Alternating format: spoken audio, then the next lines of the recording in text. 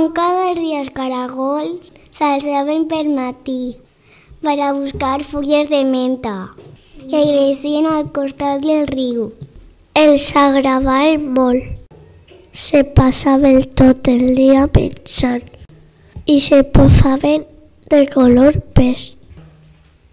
Un matí no trobaven fulletes de menta, però es van adonar que a l'altre costat del riu n'hi havia moltes.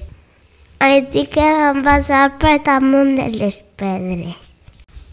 Però al dia següent passava molta aigua pel riu i les pedres no se veien. Els caragols tenien molta fam. No podien passar el riu.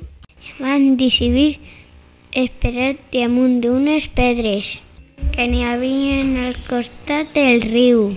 Però de repente un caragol va cridar: «Ah, esta pedra se mou!» I algú va dir: «No sóc una pedra, sóc un cocodril». I jo també! I als cocodrils els agrada molt dormir al sol, fins que la nostra pell se queda seca i se fa de color gris com les pedres.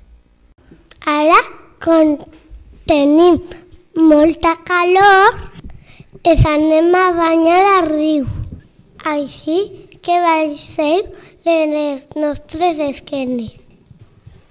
Però un caragol va dir: «Espereu, tenim molta fam». I així no queden fulletes de menta. El podeu portar a l'altre costat del riu. Els cocodrils van dir de seguida que sí als caragols, que pujaren a la seva esquena i creuarien junts el riu.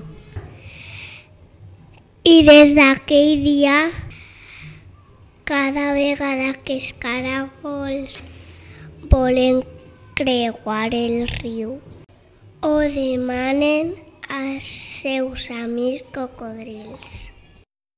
I com t'he contat, esta història s'ha acabat. Podeu aplaudir si vos ha agradat. Bé!